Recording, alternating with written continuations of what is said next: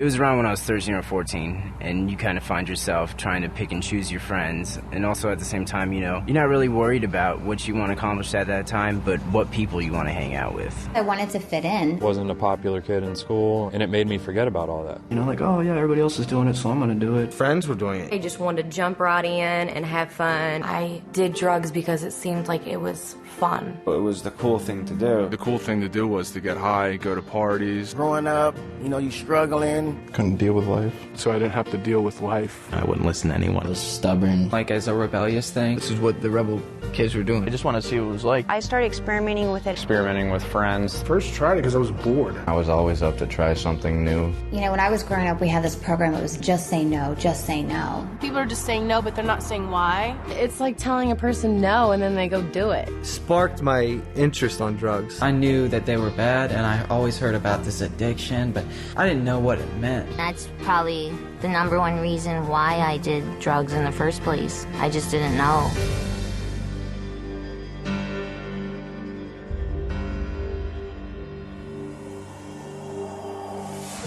Drugs are everywhere. They're in magazines, movies, TV shows, you know, billboards. They're all over the place. You know, in the movies they make it look cool, but in real life it's not cool. It's a serious problem. And a lot of times they try to glamorize drugs. Like make drug dealers or getting high look cool. But that's only in the movies. In real life, it's a whole different story. All drugs, whether we're talking about alcohol, marijuana, LSD, these are all essentially poisons. It would depend on the amount that you take. I mean, a lesser amount might just speed you up, make you feel really active. Stronger amount or a stronger dosage would act as a sedative, make you slow, sluggish, tired. And even more amounts, it would kill you. You'd have an overdose.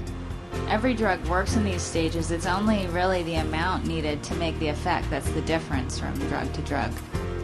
A person who's taking drugs, whether for physical pain or just to try and block off any sensations they don't want to feel, those sensations are actually just being pushed away and getting worse and worse. You're going to be totally numb and just not be able to feel anything.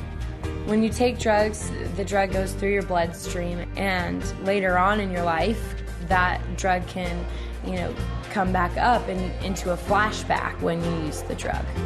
You could have taken LSD one day and like a year down the road it could come back into effect and you can start hallucinating again. And it's not just LSD, it's every drug. So you can get hit with the effects of a drug even a long time after you stop taking them. Drugs definitely affect the mind. Everything you see around you is different than what's really going on. You can't hear correctly, see correctly. All of your senses are totally thrown off. Your perception is definitely distorted. It makes it dangerous for you and others because you don't know what's going on. You can't handle things, you know, the way they're supposed to be handled. Drugs affect your memory so much. It doesn't matter if you're taking them for a long time or just a short period of time. I know, like, when I first just tried studying and stuff more, like, I really couldn't concentrate, couldn't pay attention. I went from, like, a straight A student to, like, you know, a B- student, C student. Then I quit going to school, and I would get really frustrated. It's like your brain won't function. You can't think straight. Like everything is messed up. I never got anything done. I would start on something and I wouldn't finish it. It just didn't happen. It was just unbearable. I couldn't deal with life at all. I couldn't get a job because I was like just out of it completely. My decisions were based off of, you know, what this drug is telling me to do rather than, you know, what I want to do. I got them from friends in school. 2 friends. A friend of mine. My older brother's friends. Bunch of girlfriends. Boyfriend. Ex-boyfriend. Older guy. My dad. My cousin. My brother. My older sister. Older kids. My buddy just said, you know, you can do it every once in a while, it'll be no problem. Told us it was going to be the best thing we've ever done. You can do it once, you'll be fine. It's not going to hurt you, really. It's just a little pick-me-up. You can't get addicted to it. They said it's not something that you're going to be taking every day. It's just something that you can take when you want to have fun. Oh, this is going to be a fun time. It's a fun drug to be on. Makes you easier to talk to girls. And they said it'll bring you up. It's gonna make you feel different. You're gonna like it. You're gonna feel good. It's all in your face. That's the thing to do. All it is taking a drug dealer's word for it. When you're trying to get someone hooked, you'll say whatever you can to get a customer. You're lying for them to believe you so you can make money.